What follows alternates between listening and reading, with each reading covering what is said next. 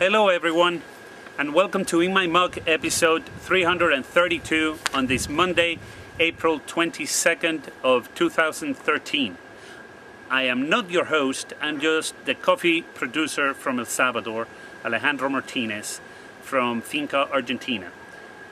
So I won't be wasting any more of your time. I should hand you over to Steve in the UK. So how about that for the best start ever? Like, does not get better than the producer themselves sitting on their farm introducing their In My Mug for their coffee. Thank you, Alejandro. That took a little bit of arm twisting, but thank you very much for doing that. I think it's super cool.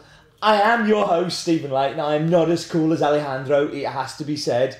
But this week's we have lots and lots to talk about, so let's get into the news. Brew classes are selling very well. There are 2 courses that need 1 more person to sell them out, so do get signed up quickly if you're interested in doing one of the brew courses that Chris saw into the future for last week. We have milk, we have espresso, and we have cupping. Yeah, should be a lot of fun, so get signed up there. The El Salvadors are starting to make their way onto their site, as I promised you. We have Montserrat on there, we have San Rafael Pacas on there, we have San Rafael Wash to go on there yet, we have Concordia, we have a whole heap coming up. There may be In My Mugs, so if you're an In My Mug subscriber you may want to hang back. But 2 that won't are the natural and the pulp natural of the coffee that we're doing today, which is El Salvador San Jorge Tablon, and also the Cascara. So yes, they're very small, tiny lots, and they definitely won't be part of it. So if you want those, you will need to be very quick because they are that small. They are tinier than tiny can be. And Android app, you guys are amazing. You've downloaded the app, you have bought things through the shop, and it's gone super well. If you haven't already, you should go and take a look. But thank you to everybody who has. Same with the iPhone app. We did an update last week which fixed the iPad button thing, and so you get a refresh of how many people downloaded it, and 6,000 of you downloaded it. That's just phenomenal in the space of a couple of days. Awesome, so thank you. And now, if you are watching this on In My Mug website, you may notice that the player is a little bit different. It's not the old Blip player that we've had for forever and a day. Blip decided to change the way that they work with their videos and forced ads on everyone. And I'm not happy you guys having ads forced down your throat for other things. Talk seemed to be the one that was on there for a while. I'm giving them a free plug there. What we've done is we've got a paid for version now, not with Blip, with somebody else, that we're paying for this video player that you see around us, and hopefully it will be better. It does mean that things have changed a little bit in the way that it looks and stuff, and we're going to have to start going through the whole library and changing them. That's going to be coming in the near future. But yes, please be patient while I sort that out. I've also changed the brew guides, and I've also changed the processing guides, so yeah, it's all coming together. And that was the news! So we should move on quickly because we have a lot to cover today. It's 20 seconds on, and this week it's going to be on El Salvador's coffee production.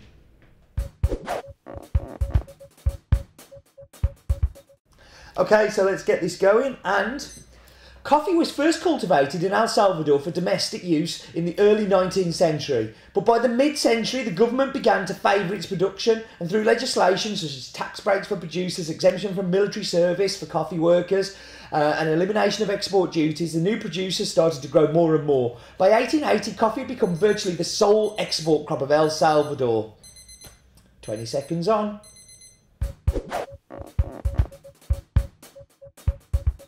Yeah, it's really interesting that coffee in El Salvador traditionally in the past provided over 50% of the country's export revenues, and in 1980 that was the peak. That was the top part where the coffee was what they did, and then along comes the Civil War.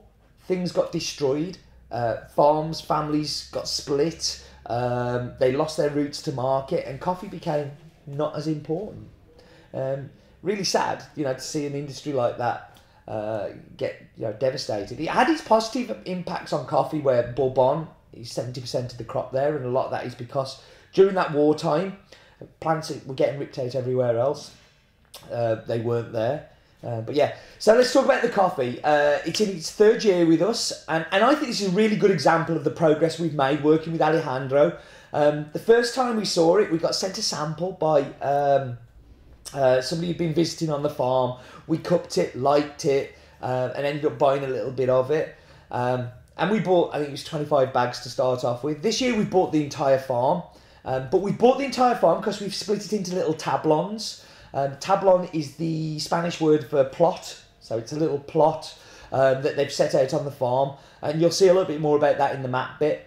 But it's really cool that we've gone from buying a little sample from somebody that turned up to now knowing Alejandro quite well.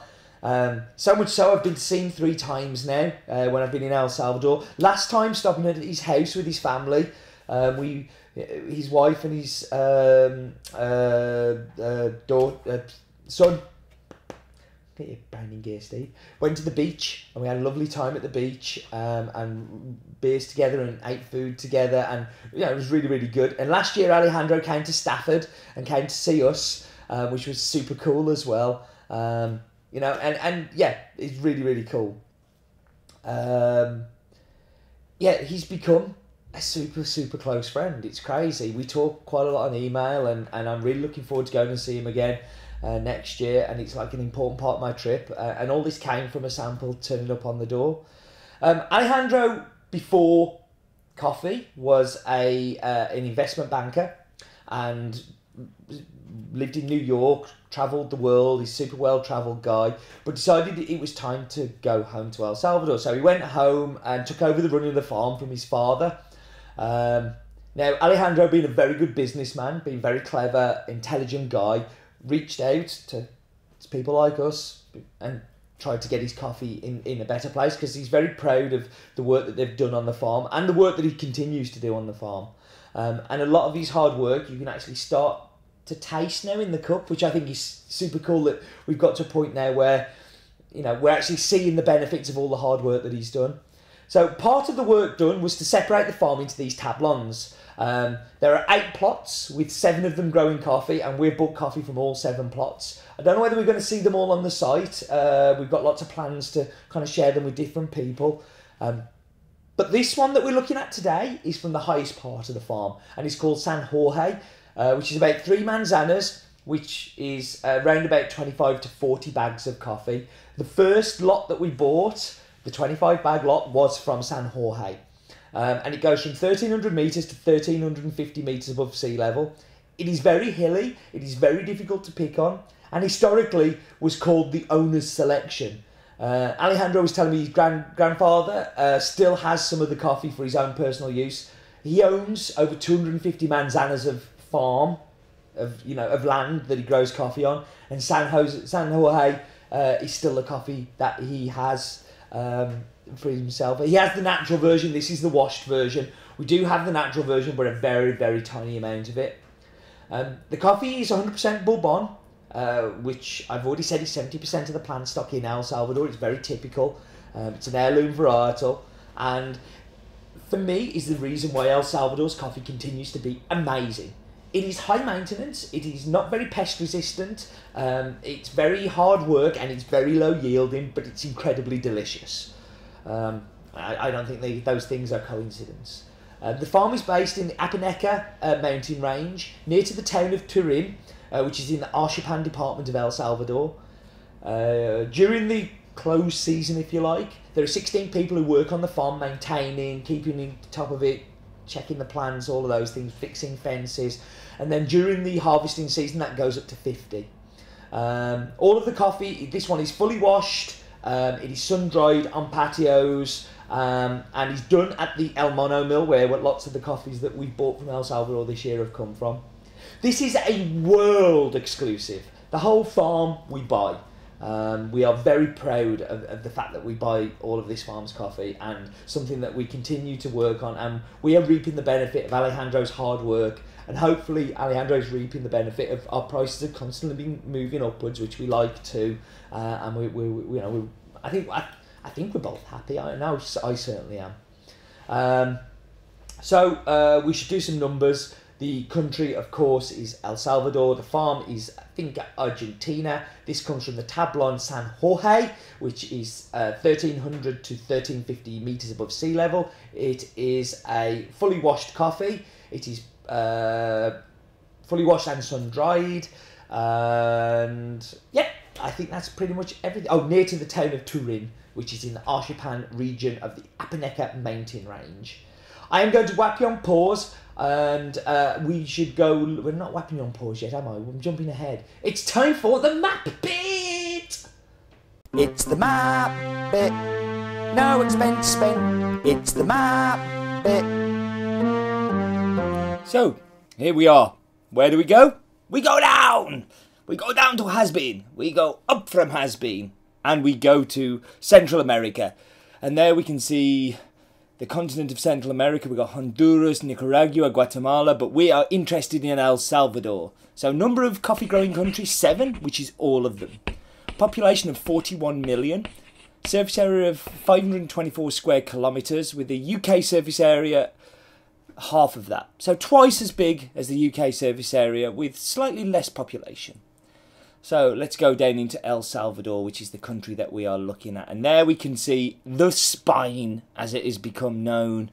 We can see Loma La Gloria, which is the furthest away. We can see San Jose at the far left, but just to the right of that is where we're going to be going. But let's look at El Salvador. So population of just over 6 million. Size 21,000 square kilometres, around about the same size as Wales, as I said to you before.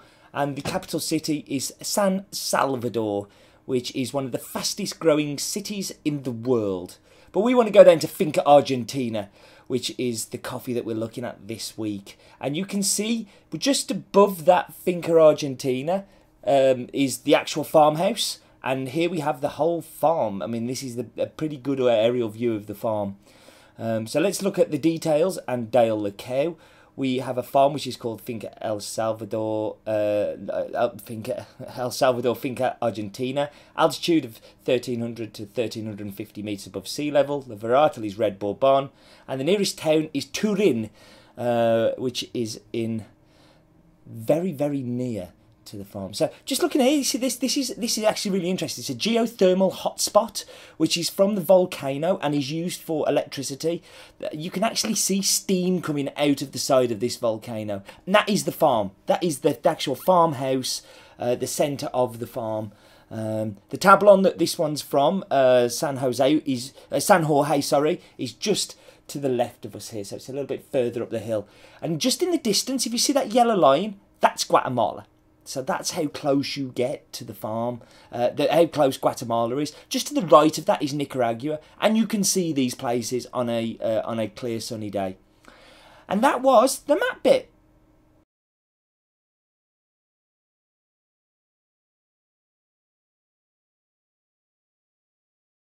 Hope you enjoyed that map bit, and it is now time for Roland's Daft Fact of the Week. Roland's Daft Fact of the Week.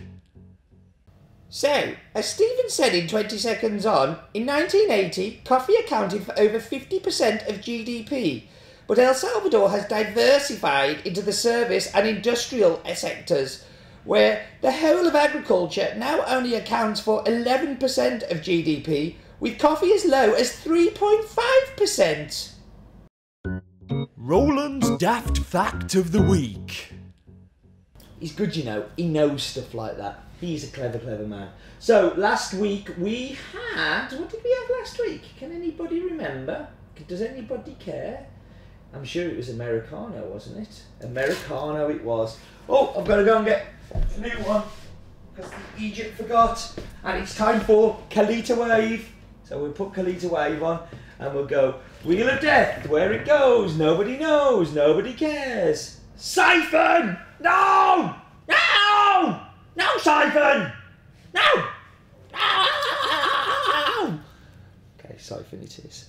I'm going to whack you on pause, I'm going to get somebody to make me a siphon, and I'll be back with you in just a moment.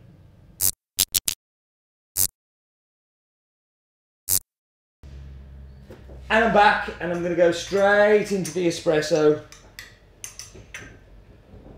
So, On the smell, you can smell that there's some acidity here. And there is. I know there is. Well, let's...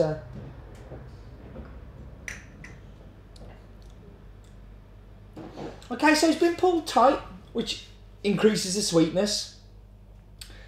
But it's very balanced. Like, for an espresso with such acidity, and the acidity is there, it's, you know, it's got some punch, but the sweetness, because the way it's been pulled, has really helped. The acidity, it's oranges. It's just oranges all day long. In fact, I'm going to finish that. I haven't had enough coffee today. So you may think, why has he lost his mind and he has a hat on? This was another present. You guys have been very, very, very kind to me. This is from Seth and his wife. Seth came to see us a couple of weeks ago and brought this, and I love it. Thank you very much, Seth. I really, really do like it, and it's super cool. It's going to go on Roland's Daft Fact beer. But yeah, love it. Thank you, thank you, thank you.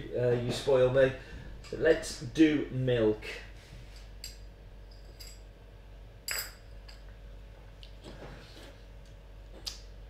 So the acidity does disappear a little bit, but it becomes a little creamy. I mean, the creaminess is going to come from the milk, but the two coming together make it really creamy. And again, it's just balanced and sweet, and it's enjoyable.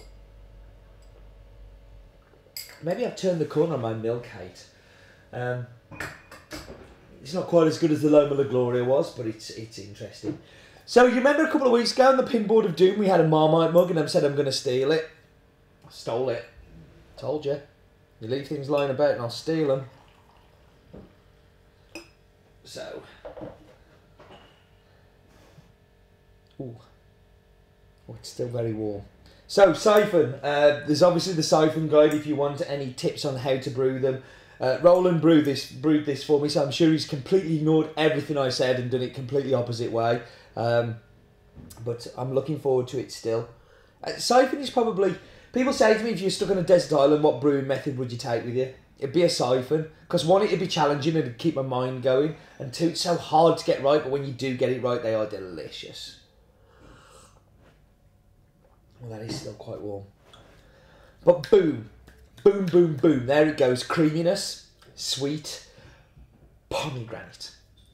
I have never found pomegranate in another coffee. But every time I come back to this coffee, I find it. And more so in this lot than last year's lot, because last year wasn't this San Jorge lot. The first time it was like bang, and it was only because I found out about how the farm split up that it made sense, and that makes lots of sense. The acidity is still there, and it is definitely oranges. It is full on oranges with this little hint of pomegranate in there, and it's creamy and it's sweet and it's delicious. It's everything that's good about El Salvadorian coffee. And I know I say that about the other house, but that's why I buy them. I look for the sweet acidity, but balanced, that's delicious, and that's what it does. Okay, we should go on to the Pinboard of Doom. I have a note. This is from Dan Cooper, and this is his coffee setup. And Dan, I love it. I love that all the pots get put on top and all the coffee stuff is in easy reach. Very, very cool. Thank you for sending that in, Dan. Dan sent me that a few weeks back, and I'm still working through the ones that have been sent in, but that's awesome, Dan. Thank you very, very much. So we should wrap up, I think. I want to keep this one short because I know I've rambled on a lot about the coffee early on. So thank you for joining me as always, and do remember, life is too short for bad coffee. It is.